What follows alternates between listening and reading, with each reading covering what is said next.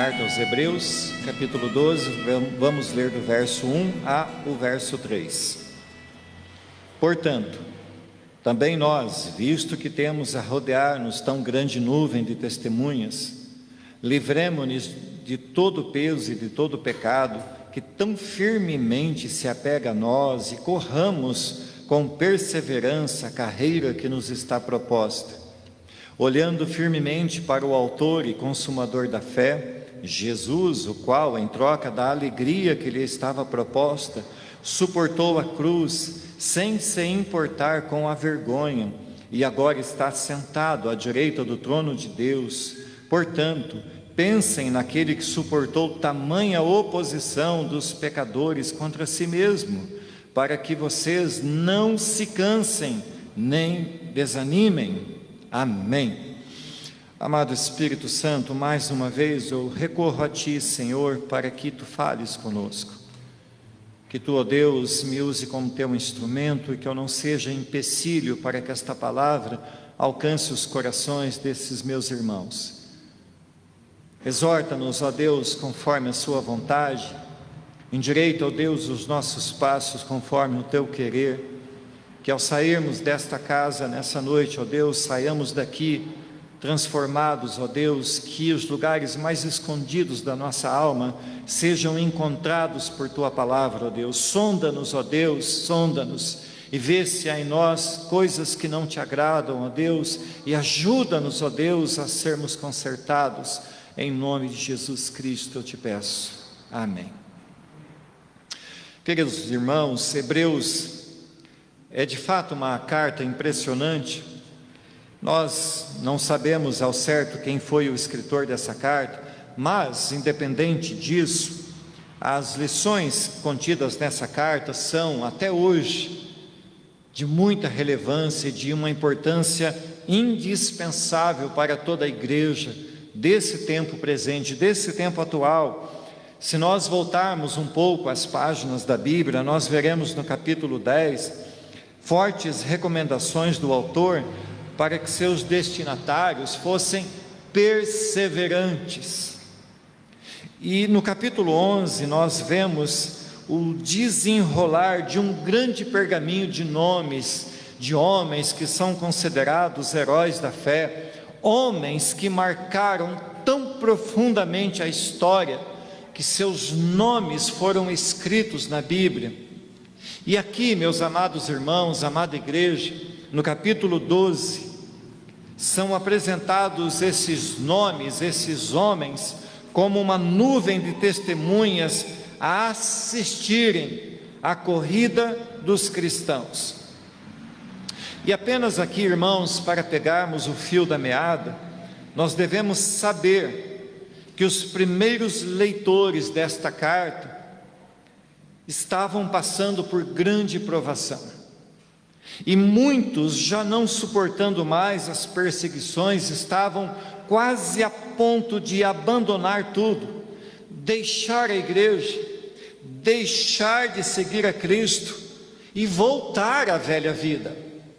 Por isso a lista do capítulo 11, que fala dos heróis da fé, ela é apresentada para que servisse de exemplo daqueles que, mesmo em face à perseguição, à luta, ao sofrimento, e às vezes até mesmo ao iminente risco de morte, não abandonaram a fé. Essa fé que nós devemos buscar resignadamente.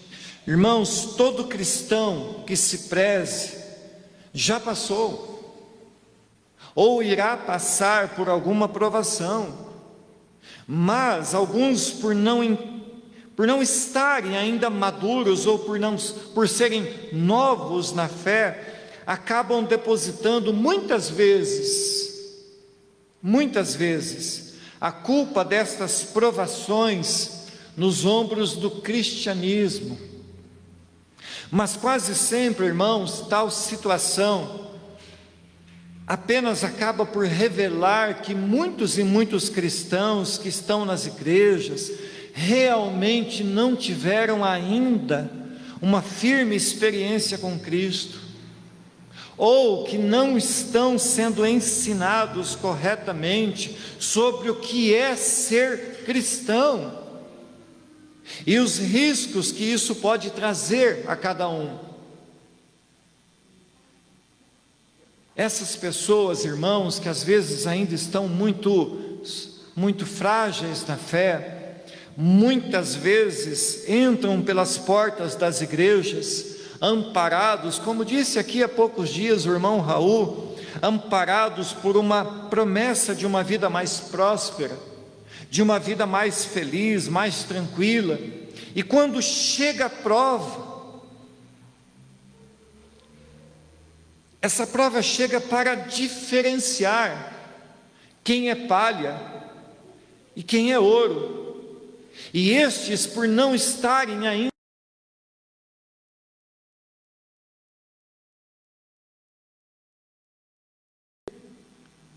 deixam a igreja e por vezes abandonam a própria fé. Portanto, amada igreja, servir a Deus não é, nunca foi, nunca será uma promessa de dias calmos.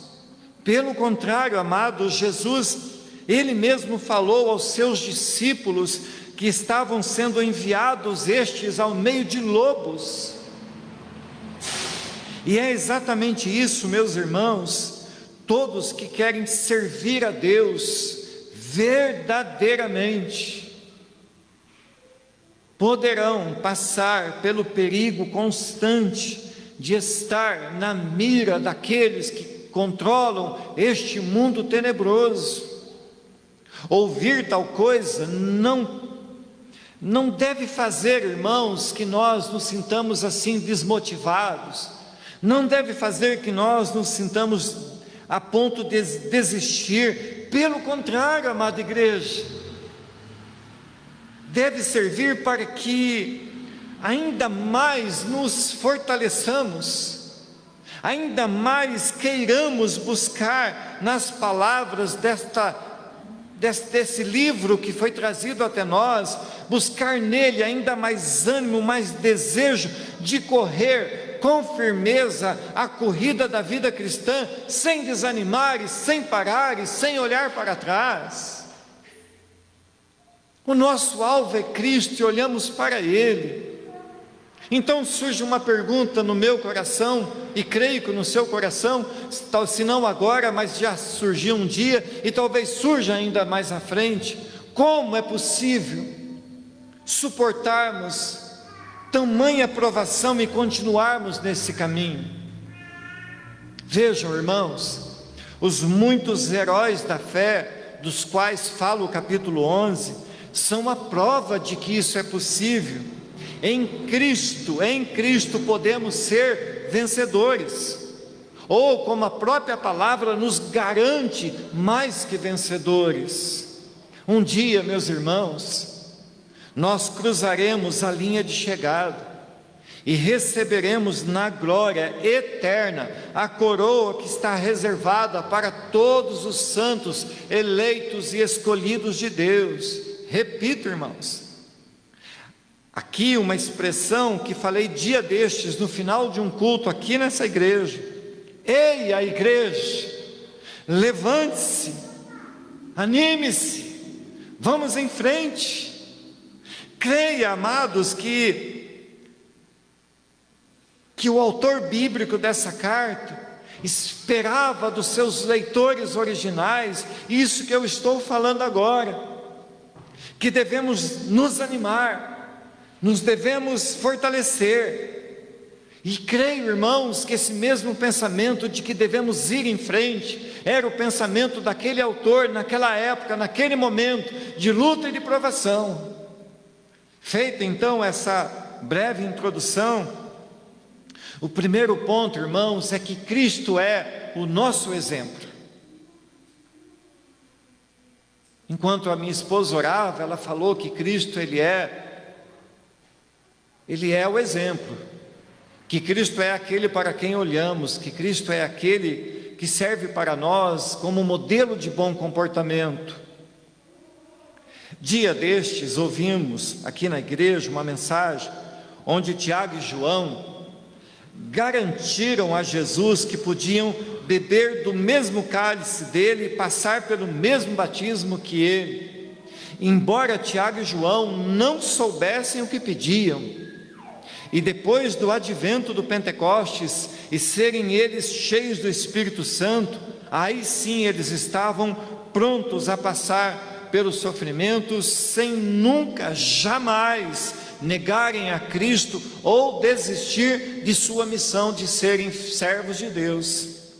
Certamente, irmãos, os apóstolos sabiam que o que faziam eram atos de amor por Cristo e também de plena certeza do que os aguardava na vida vindoura. Havia muito mais para os santos de Deus do que nesta vida curta e passageira. Mas ainda, irmãos, que os discípulos amassem a Cristo, ou ainda que nós amemos a Cristo até a morte, ainda assim, meus irmãos, muito maior e muito mais grandioso é o amor de Cristo por nós. Se muitos deram suas vidas, ainda muitos a darão por amor e gratidão a Cristo.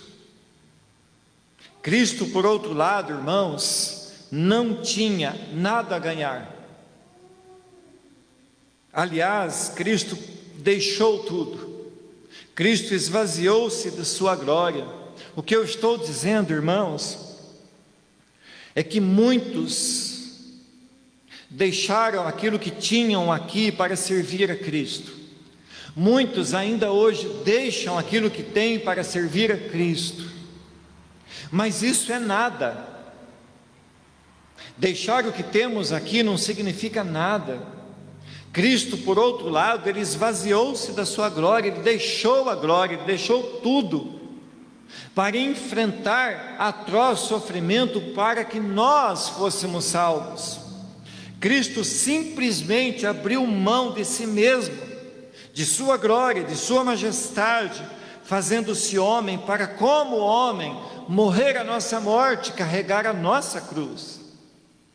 Cristo sabia, irmãos, de tudo que haveria de passar, de seu sofrimento, porque esse saber de Cristo já vinha desde a eternidade, mas mesmo assim, sendo nós ainda pecadores, Ele nos amou a ponto de morrer, a ponto de ser levado, como muitas vezes já tenho dito aqui, como ovelha muda ao matadouro. Ele se deu por sacrifício pelos nossos pecados.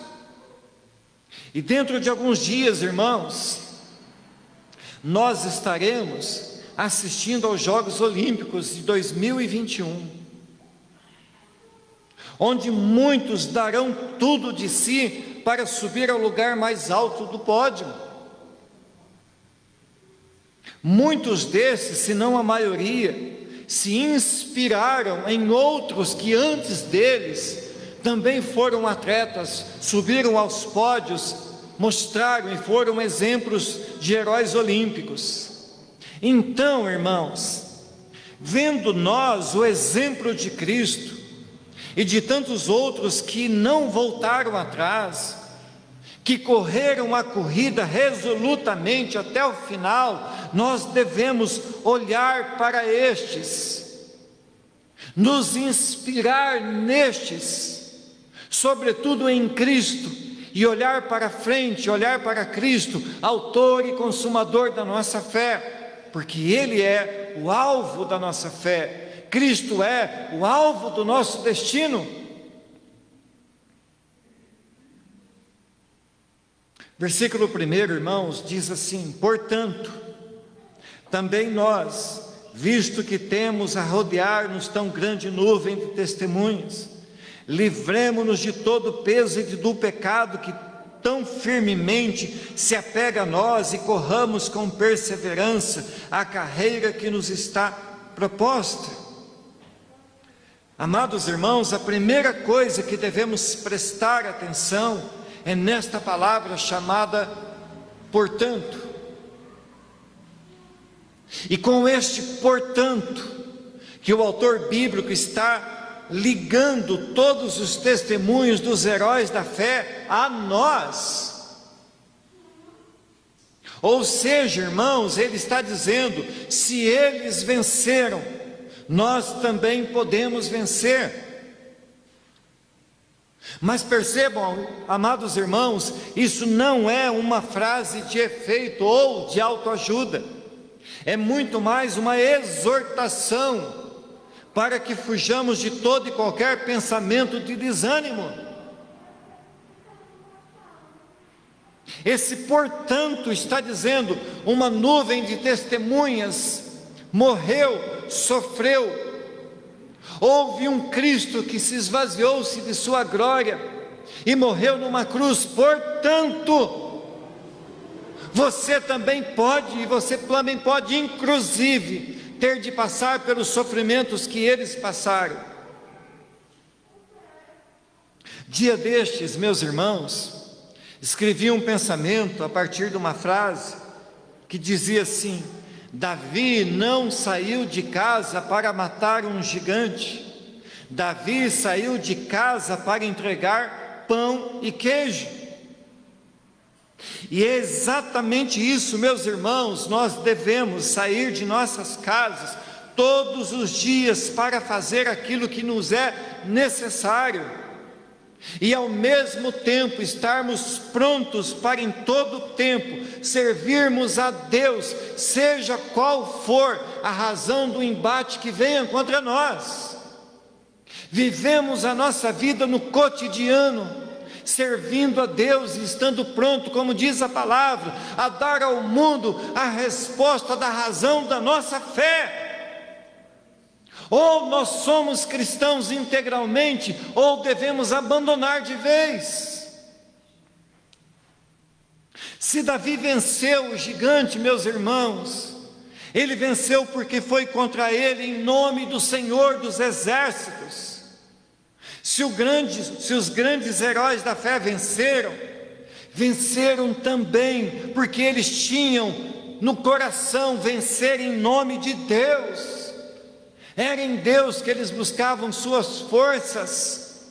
Se Cristo conseguiu vencer, venceu porque o Espírito de Deus estava nele, venceu porque ele investia maior parte do tempo do seu ministério orando.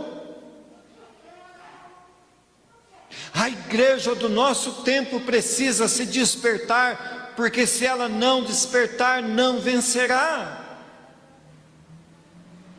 Veja, irmãos, acaso não temos nós também a certeza, a esperança, a fé, a convicção, a resignação, a resiliência? Acaso não temos nós também o mesmo Espírito que nos foi dado para vencer? Percebam, irmãos, que a Bíblia não está pedindo de nós algo impossível, pelo contrário, a Bíblia está abrindo os nossos olhos para que vejamos o como tudo é possível ao que crê, inclusive correr quando tudo parece contrário, vencer quando tudo parece perdido, continuar em frente quando todos estão querendo desistir. Ei, a igreja, não vamos desistir, porque aquele que está em nós é maior do que aquele que está no mundo. Devemos nos livrar, o texto está dizendo, devemos nos livrar de tudo que esteja segurando, impedindo a cada um de nós de prosseguir. Vejam, irmãos, um navio, por mais grande e poderoso que ele seja, ele só sai do porto quando suas amarras são soltas, quando a sua âncora é içada. Se isso não acontecer, ele ficará preso. Mas quando ele é liberto das suas amarras, da sua âncora, então ele singra os mares, ele alcança o seu objetivo. A figura usada no texto que nós lemos é de um corredor, de um homem que está ali para correr uma maratona, e ele está praticamente sem roupas, para que nada lhe impedisse de correr o mais rápido possível e completar a carreira, completar a corrida, cruzar a linha de chegada. Amada igreja, não está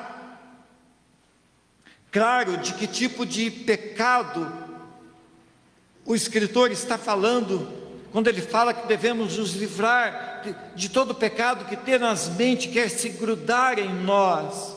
Mas sabe por que ele não faz aqui uma lista de pecado? Porque ele não aponta qual é o pecado? Porque aqui pecado está no singular, justamente para nos dizer que pecado é pecado. Sejam quais forem os pecados que um cristão cometa, ou que esteja cometendo, estes serão um grande peso na sua caminhada cristã. E me permitam, amados, ser aqui repetitivo. Nem tudo que nos impede de correr é um pecado explícito. Às vezes estamos presos por conta de boas coisas, de coisas do comum, do cotidiano, mas que acabam ocupando mais espaço em nossa vida do que deveria. Eu vou dar um exemplo aqui, irmãos.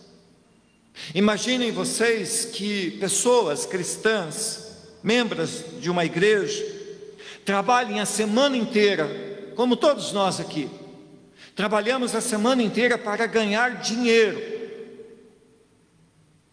Saímos das nossas casas cedo, labutamos, trabalhamos, voltamos à tarde para as nossas casas. Mas quando chega no final de semana, que é o dia de dedicarmos pelo menos um dia, pelo menos 2 horas da nossa vida a virmos na igreja, a cultuarmos a Deus, nesse espaço de tempo, então esse cristão, esse casal, essa família, não veio porque está limpando a casa,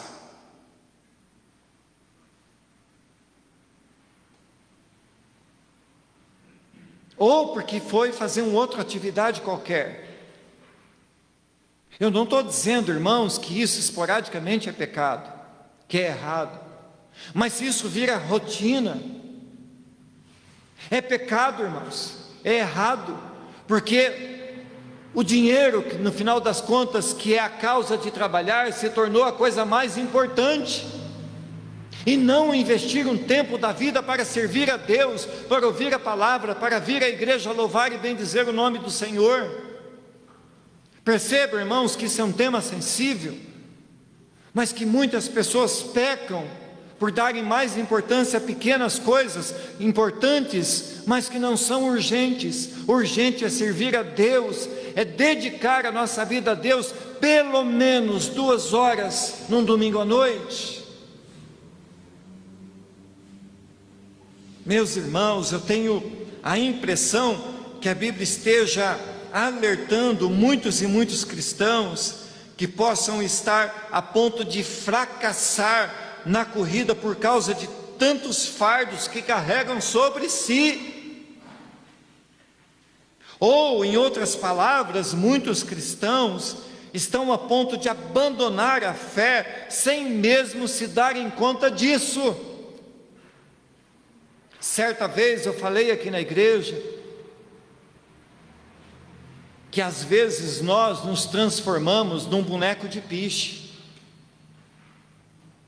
e vão grudando coisas em nós, gruda isso, gruda aquilo, gruda o lazer, gruda a festa, gruda o descanso, gruda o carro, gruda, e vai chegando um ponto e nós estamos tão pesados com tantas coisas, com tantas bagagens, com tantas ocupações, que eu já não consigo mais dar o meu tempo para servir a Deus, porque eu estou ocupado demais de tantas coisas que o mundo vai me dando para que eu me divirta com essas coisas, e sem perceber eu vou me distanciando de Deus.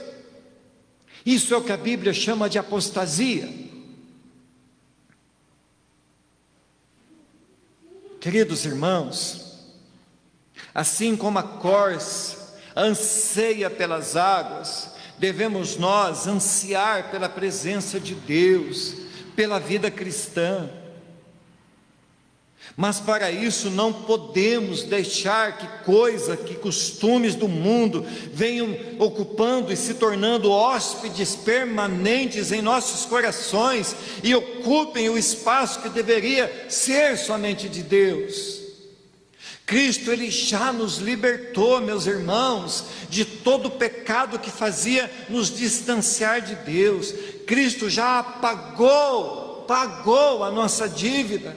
Cristo já nos fez limpos para podermos estar na presença de Deus. Portanto, queridos, cabe-nos vigilantemente, cuidadosamente, observar para que não corramos o risco de dar as costas a esse tão grande milagre já realizado por Cristo em nossas vidas. E não pararmos no meio da corrida que estamos correndo e desistirmos de tudo e jogarmos a toalha. O final do primeiro verso ainda diz que o pecado tenazmente nos assedia. Vejam, meus irmãos, que esse pecado que tenazmente nos assedia não é uma proposta vinda do inferno vestida de demônio. É uma proposta sim, do inferno sim, mas vestida muitas vezes de roupas caras, elegantes, bonitas, cheirosas, de sabor agradável, gostoso de pegar, atraente ao olhar, palavras macias, doces, confortantes. Não foi isso que aconteceu lá no Éden? Não foi essa a primeira proposta do diabo? Mas olha que bonito, agradável aos olhos. Nós precisamos, irmãos, cuidar, porque o que Hebreus está dizendo para nós é que nós estamos numa corrida. E é uma nuvem de testemunha a nos olhar. Há um mundo inteiro olhando para nós. Isso, meus irmãos, esse pecado, essa proposta, essas coisas que vêm para nós, que se apresentam para nós, é ser assediado pelo pecado. E somente tendo uma vida íntima com Deus, sendo cheios do Espírito Santo, é que nós poderemos resistir e nos desembaraçar de tão grande tentação. Vi outro dia, irmãos, uma foto muito interessante. Nessa foto, num post na internet, havia uma onça, acho que era uma onça, com a pata sobre a cabeça de uma gazela. E ali a impressão que nós tínhamos era que aquela onça estava batendo um papo, aconselhando, até orando pela gazela. A impressão que se causava ali é que era um papo muito amigável, mas que na verdade o que estava sendo transmitido ali naquela imagem é que aquela gazela estava correndo um risco muito grande, porque ela estava flertando com o inimigo. Ela estava dando ouvidos àquele que iria lhe matar. O que eu estou dizendo, irmãos, é que nós temos que ser espertos, atentos, estarmos apercebidos que esse mundo nos odeia. E se ele nos odeia, ele está pronto a todo momento para nos ludibriar, para nos enganar, se possível fosse. Portanto, nós que temos o Espírito de Deus, temos que estar apercebidos de todas as propostas, de tudo aquilo que o inimigo tenazmente tenta fazer com que pegue em nós. Se deixarmos que o pecado vestido de simpatia nos engane, certamente seremos feitos sua presa e morreremos por suas garras. Segundo ponto, livres do peso que nos detém, devemos correr para o alvo. Verso 2 fala assim: olhando firmemente para o autor e consumador da fé, Jesus, o qual em troca da alegria que lhe estava proposta, suportou a cruz, sem se importar com a vergonha, e agora está sentado à direita do trono de Deus. Irmãos, o verso 1 termina dizendo que devemos correr com perseverança a carreira que nos está proposta. Todo cristão já é um atleta, já está convocado a participar desta maratona. Não é uma convocação opcional, ou corremos ou nunca chegaremos ao final, ou corremos ou não alcançaremos o nosso alvo, ou corremos ou ficamos, mas ficar não é nem de longe a melhor opção. Mas o autor bíblico, assim como um técnico, está dando todas as coordenadas para que todos os atletas que querem vencer essa corrida e chegar ao seu objetivo final, vençam. E devemos, irmãos, saber uma coisa, que isso não é uma competição. Não vencemos o outro irmão. Eu não estou competindo com o Zaza, eu não estou competindo com o seu Walter, eu não estou competindo com o Brian. Vencemos a corrida, irmãos. Não haverão primeiros e segundos colocados, haverá apenas cristãos que, correndo com perseverança, chegarão até o final e cruzarão a linha de chegada. E para nós fica claro uma poderosa instrução de Deus, olhando firmemente para o autor e consumador da nossa fé, Jesus Cristo. Amados, se mantivermos nossos olhos fitos nele, alcançaremos o alvo, cruzaremos a linha de chegada, juntos, um corpo, uma igreja. Por isso a importância da igreja, a importância da comunhão, da koinonia, de estarmos juntos, porque quando um está se sentindo abalado, o outro vem e levanta. Melhor é o cordão de 3 dobras do que somente de 2.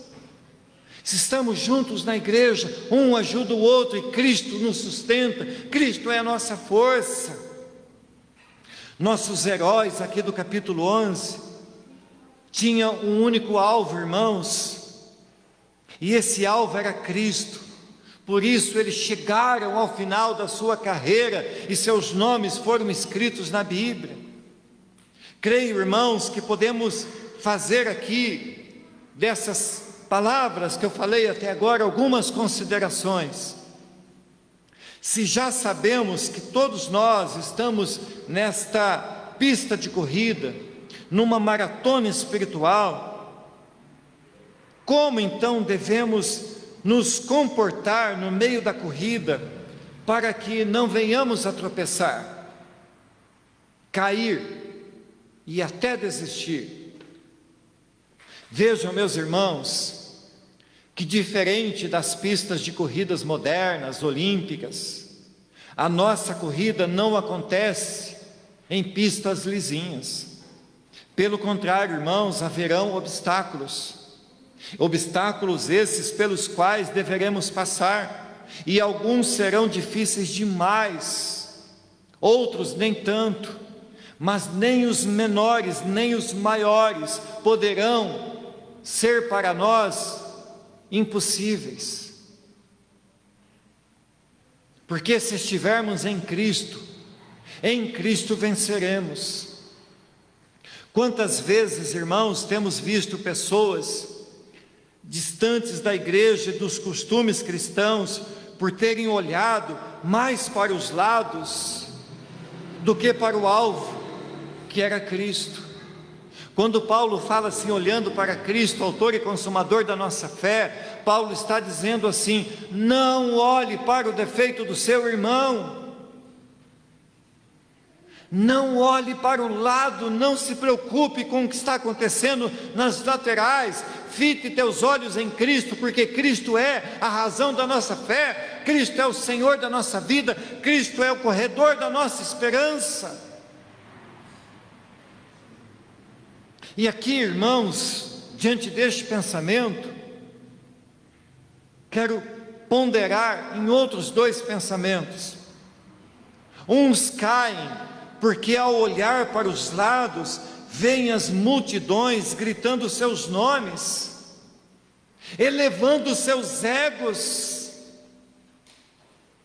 Caem porque deram mais atenção aos flashes das câmeras do que ao solo que pisavam. A história da igreja recente tem mostrado muitos pregadores que eram homens vistos no mundo inteiro, mas quando tiraram seus olhos do alvo que era Cristo e começaram a dar atenção aos flashes, aos elogios, aos pôsteres, aos banners, aos aplausos, esses homens caíram, se perderam na caminhada. Mas também caem quando dão mais atenção aos homens que são falhos e que erram nas suas condutas cristãs, dando mau testemunho e escandalizando o reino de Deus e sua igreja. Caem porque, desviando os seus olhos daquele que jamais falhará, jamais decepcionará, tropeçam enquanto deixam seus corações e seus olhos serem tomados por outro foco que não seja correr para Cristo, autor e consumador da sua fé, Senhor da glória e poderoso Rei. Portanto, irmãos, repito mais uma vez, o que Hebreus está dizendo nesses 3 versículos é: vocês são corredores de uma maratona, e essa maratona nos conduz à chegada final, e essa chegada final é Cristo, e é nele que devemos ansiar, é nele que esperamos, porque ele é o Senhor da nossa vida, nossa esperança. Mas o verso 2 continua dizendo: Jesus, o qual em troca da alegria que lhe estava proposta, suportou a cruz sem se importar com a vergonha. Vejam, irmãos, que aqui está o maior de todos os exemplos. Jesus veio para este mundo com uma missão, e haveria em seu caminho muitas e muitas pedras de tropeço. A Bíblia vai dizer que em tudo ele foi tentado, haveriam muitas e muitas armadilhas, mas como diz a Bíblia, ainda que tenha sido ele tentado em todas as coisas, em nenhuma destas ele falhou, em nenhuma dessas armadilhas ele caiu, em nada ele pecou. A Bíblia, meus irmãos, nos apresenta Jesus como o maior de todos os exemplos, mas para nos mostrar que apesar de muitas lutas que a corrida cristã tem, ainda assim vale a pena, irmãos. Vale a pena. Vale a pena deixar tudo por Ele. Vale a pena, irmãos, deixar o nosso descanso. Vale a pena. Vale a pena. Vejam, queridos, que Jesus Cristo, Filho de Deus, Ele podia ter escolhido ficar no céu com seu Pai, Ele podia ter ficado lá desfrutando da sua glória, mas escolheu nos amar. Cristo escolheu esvaziar-se da sua glória, Cristo escolheu vir a este mundo, Cristo escolheu carregar a sua cruz, Cristo escolheu morrer a sua morte. E sabe por que Ele escolheu tudo isso? Para que um dia nós pudéssemos estar com Ele, na glória em que Ele está. Irmãos, quando olhamos para esta parte do verso 2, nós vemos que Jesus, ele não ficou dando importância ao sofrimento ou à vergonha pela qual passaria, mas os seus olhos estavam além disso. Jesus olhou para a glória, irmãos, que ele conhecia muito bem, da qual ele se esvaziou, mas para a qual ele retornaria após vencer a cruz, após vencer a morte. Qual é o alvo da nossa vida? Para onde estamos indo? O Ricardinho diz que um dos versículos que ele gosta, se eu não estou enganado, é aquele que fala que se nós ficarmos olhando somente para as coisas deste mundo, nós somos os mais miseráveis deste mundo. Nosso olhar, irmãos, está além desse mundo. Os nossos olhos precisam ir além, precisam vislumbrar a glória de Deus. Os nossos olhos precisam olhar para Cristo, que está na glória e nos espera na glória. Vou para o Pai, preparar-vos lugar, e onde eu estiver, vocês também estarão. Isso é promessa, e se é promessa, Ele cumpre. É para esta glória, irmãos, para esta mesma esperança que todos nós, crentes em Cristo Jesus, devemos estar olhando. Embora tenhamos ainda aqui muitos sofrimentos, todos eles, comparados com a eternidade, como diz Paulo, são leves e passageiros. Portanto, irmãos, fixem seus olhos em Cristo, confiem nele e corram, andem resolutamente para a glória de Deus. Jesus já venceu, já abriu o caminho para nós, já adentrou o Santo dos Santos. E como diz o final desse verso 2, Ele está sentado deixa eu achar aqui a palavra.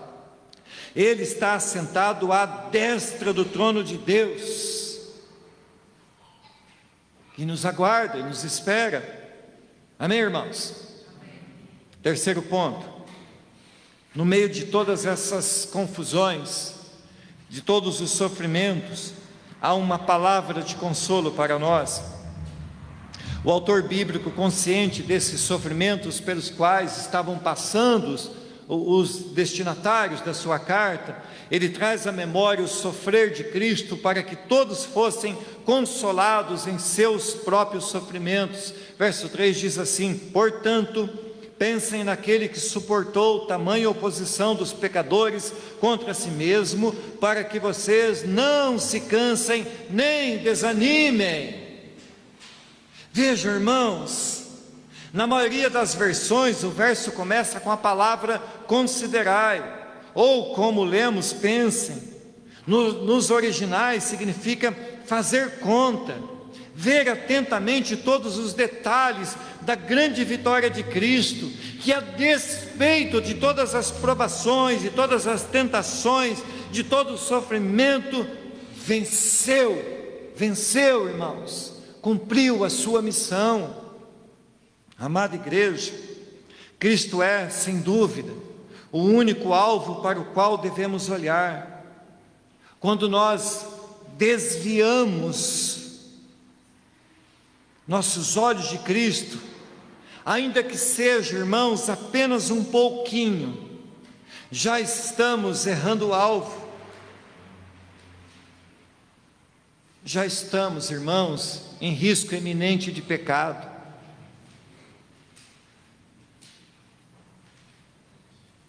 Certamente, irmãos, que Hebreus 11, ao contar a história dos heróis da fé, não tem a menor intenção de que estes heróis da fé sejam a nossa maior inspiração. Ainda assim que eles tenham sido homens valorosos, que tenham morrido por amor a Deus, nos sirvam de grande inspiração, todavia todos eles foram ou ainda hoje, aqueles que nos inspiram a prosseguir são falhos. Por isso é que somente em Cristo nós podemos ter total segurança de que nunca seremos desapontados.